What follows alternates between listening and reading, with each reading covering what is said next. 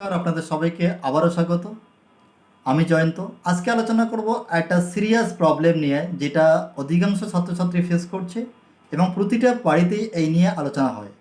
সেটা হলো, আমার ছেলেটা মোবাইল এডিক্টেড, আমার মেয়েটা গেম এডিক্টেড, আমার ছেলেটা পড়াশোনার সময় প্রোক্রাস্টিনেট করে এবং আরও অনেক কিছু।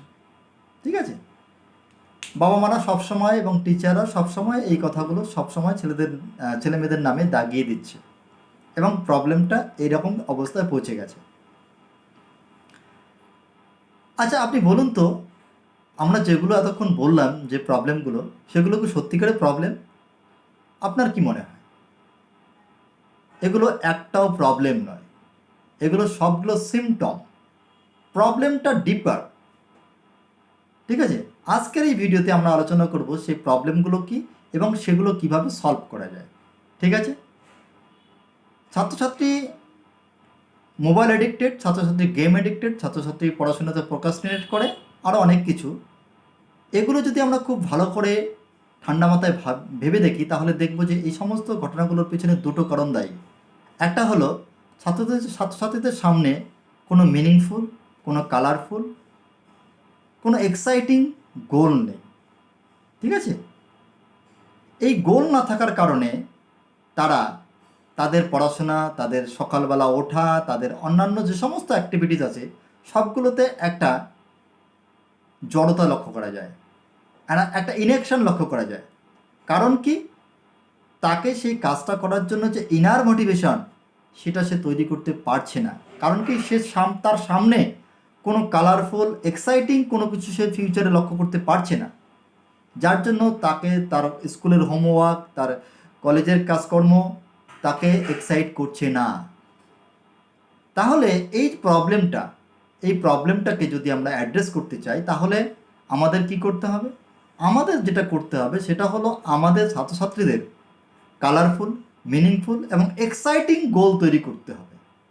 ঠিক আছে, এই গোলটা যখন তারা তৈরি করতে পারবে, তাদের সামনে যখন একটা এক্সাইটিং কালারফুল গোল যখন থাকবে, তখন অটোমেটিক্যালি তাদের গেম এডিকশান, তাদের মোবাইল এডিকশান সমস্ত কিছু ছুটে যাবে। মোবাইল প্রবলেম নয়, গেমও প্রবলেম নয়।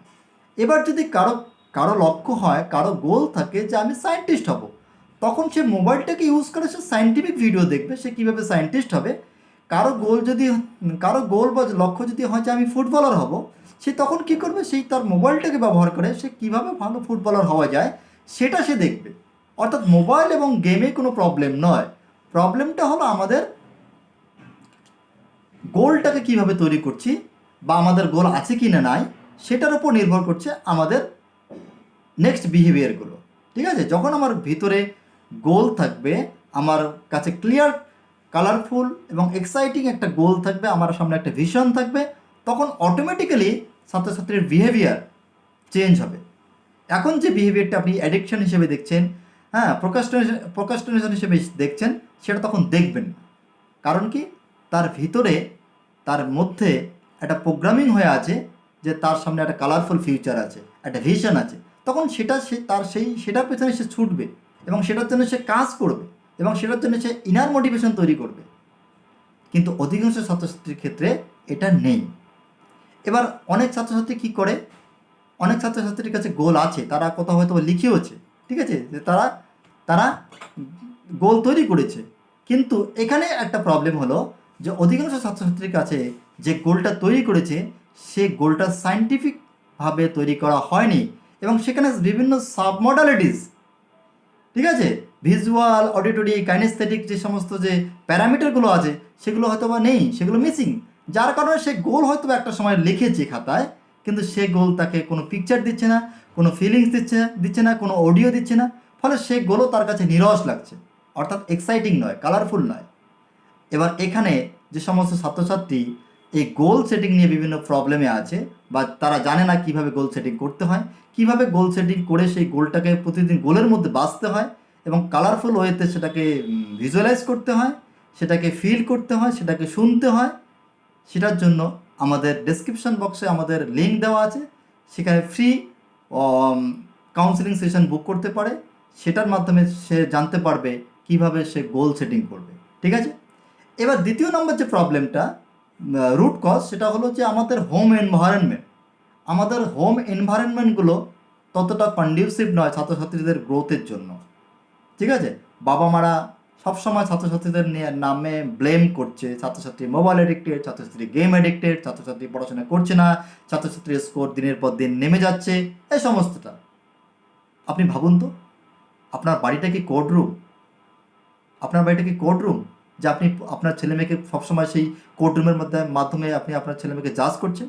নো, আপনার বাড়িটা কোর্ট রুম নয়। আপনার বাড়িটা হলো ল্যাবরেটরি, যেখানে ড্রিম ছাত্রছাত্রীরা তৈরি করবে, যেখানে ছেলেমেয়েরা ড্রিম তৈরি করবে সেই বাড়িতে। এবং ছাত্রছাত্রীরা কী চায়? ছাত্রছাত্রীরা এগুলো শুনতে চায় না। বাবা মাদের বক্তব্য, আরও পর, মোবাইলটা একদমই ধরিস না, ঠিক আছে, তোর নাম্বার কমে গেল কেন, এই সমস্ত জিনিস ছাত্রছাত্রীরা শুনতে চায় না। তারা শুনতে চায় মোর এমপ্যাথেটিক কনভারসেশন, ইমোশনাল সাপোর্ট চায়। তারা ডেমোক্রেটিক ওয়েতে কনভারসেশন করতে বিশ্বাস করে, যার কারণে তারা বাড়িতে আছে কিন্তু তার বাড়িতে আইসোলেটেড ফিল করছে। তাই আমাদের কাজ কি? আমাদের কাজ হলো যে আমাদের বাড়ির এনভায়রনমেন্টটাকে কন্ডিউসিভ করতে হবে, ছাত্রছাত্রীরা যেন মোর কনভারসেশন করতে পারে, ছাত্রছাত্রীরা যেন মোর এমপ্যাথেটিক ফিল করে আমাদের সঙ্গে, এবং আমরা ছাত্রছাত্রীদের গ্রেড বা নাম্বার দিয়ে যেন জাজ না করি। তাদের তাদের প্রতি আমরা এমপ্যাথেটিক ওয়েতে যদি আমরা কনভারসেশন করি, তাদের প্রবলেমগুলো বোঝার চেষ্টা করি, তাহলে ছাত্রছাত্রীরা আরও বেশি অ্যাক্টিভ হবে তাদের গোল, তাদের লাইফ, তাদের পড়াশোনা নিয়ে। ঠিক আছে, তাহলে আমাদের কি করতে হবে? তাদের জন্য মিনিংফুল, কালারফুল গোল তৈরি করতে হবে, এবং তাদের জন্য হোম এনভায়রনমেন্ট তৈরি করতে হবে মোর কন্ডিউসিভ, যাতে তারা তাদেরকে এক্সপ্রেস করতে পারে, তাদের প্রবলেম, তাদের সাফল্য সমস্ত কিছুকে শেয়ার করতে হবে। সেটা যদি করতে পারি, তাহলে আমাদের ছেলে মেয়ে মোবাইল এডিক্টেড হবে না। মোবাইলটাকে সে ইউজ করবে তার পারপাসের জন্য, তার গ্রোথের জন্য। ঠিক আছে, আর গেম খেলতে দিতে হবে তাকে। সে ফিজিক্যালি খেলার স্বাদই পাচ্ছে না, যার জন্য সে গেম অ্যাডিক্টেড হয়ে যাচ্ছে। এটা বুঝতে হবে। যদি বাবা মারা এই জিনিসটাকেই লক্ষ্য রাখে শুধু, তাহলেই ছেলেমেয়েরা এই সমস্ত প্রবলেম থেকে বেরিয়ে আসতে পারবে।